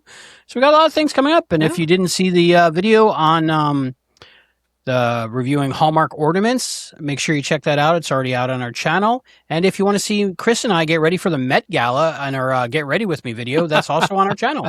So check that out. We have that. And also we're going to be doing a review of Imzadi. Ooh, that book review of Imzadi coming up. Did you ever read Imzadi, John? Nope. Okay, the audiobook's on the YouTubes. Just saying. Spoilers. All right. Listen, Linda read it, so she's going to be there for that one. Awesome. Right. So, I don't know if this counts as a Trek and Tell. Like it doesn't. But we're doing Trek and Tell now? Okay. I don't know. I mean, sure. I can wait. That's fine. We don't have to. No, you can show it. Now that you teased it. No, I won't have a Trek and Tell for the next one if I show it now. So. All right, perfect. So next time you're on, you'll have a Trek and Tell. So there we go. For that. That's now. See, John knows how to get them clicks. So now I got to put to be continued on the bottom. Yeah, it'll be better. It'll be better later anyway because this is kind of impromptu, and next time I can have it like ready. Okay, so let's go get some sandwiches for Treksploration. I'm Albie. I'm Chris. I'm John. And we'll see you next time. Nom nom nom nom nom sandwiches. That was my aria. Treksploration is a podcast, yeah.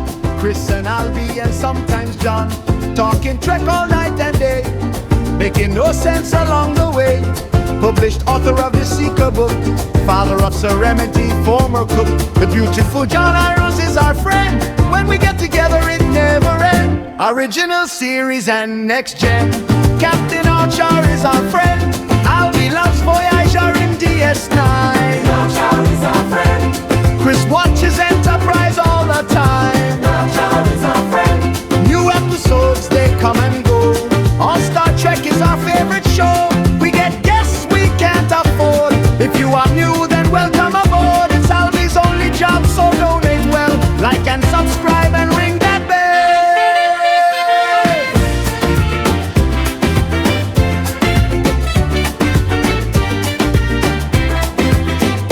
Original series and next gen. Captain Archer is our friend. Albie loves Voyager in DS9. Archer is our friend. Chris watches Enterprise all the time. Archer is our friend. New episodes, they come and go.